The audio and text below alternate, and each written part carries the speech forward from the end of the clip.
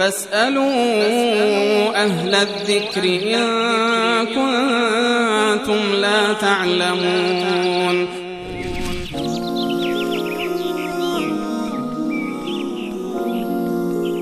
و اما جناب استاد در رابطه با زندگی زناشویی و اینکه زن و مرد در چه مواردی مجاز هستند که از نظر شرعی از همدیگه لذت جنسی ببرن، چه مواردی جایز است و چه مواردی ناجایز و در شریعت من اومده؟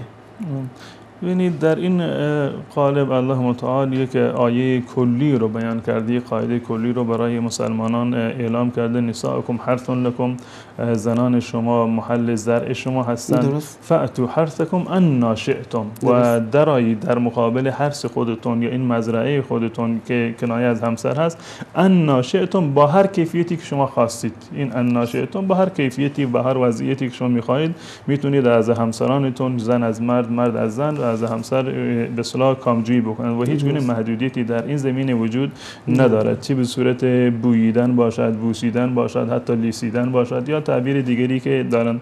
منتها اون چیزی که از نظر شرعی در اینجا به اصطلاح جزء امور حرام قرار داده شده که نباید از اون مورد به اصطلاح تجاوز کرد، یکی اینه که در مورد عادت ماهیانه که در قرآن به صراحت اومده که سوال میکنه: یسألونک عن المحیض قل هو اذن. این به اصطلاح یک نوع بیماری هست و یک نوع به اصطلاح آلودگی هست. فاعتزلوا النساء فی المحیض، در این هنگام شما از همسرانتون دوری بکنید، یعنی اینکه با اونها هم بستر نشوید. این دوری نه به معنی اینکه کلا قطع رابطه بکنید. در هنگام قاعدگی تمام به اصطلاح کامجویی ها جایز هست، به استثنای مقاربتی که باشه، چه مقاربت مشروع از راه طبیعی یا راه غیر طبیعی، و بقیه موارد کاملا جایز هستند. این یک مورد. مورد دوم به اصطلاح همون لواط هست، اسم که مقاربت نامشروع هست از راه غیر طبیعی.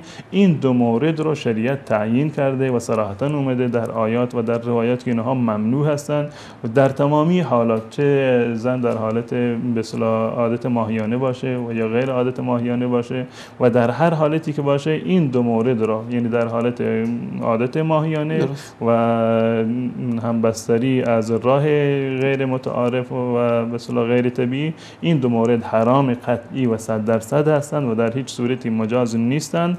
و غیر از این هر چی که بدونن زن و شوهر که یک نوع کامجویی محسوب میشه برایشون جایز هست. منتها اینو من اضافه بکنم این نکته رو که به شرط این که این کامجویی تضادی با کرامت مرد یا حرمت شکنی زن نباشه که زن رو یا مرد رو از اون کرامت انسانی خودشون خارج بکنه، و بقیه موارد جایز هست و اشکالی نداره.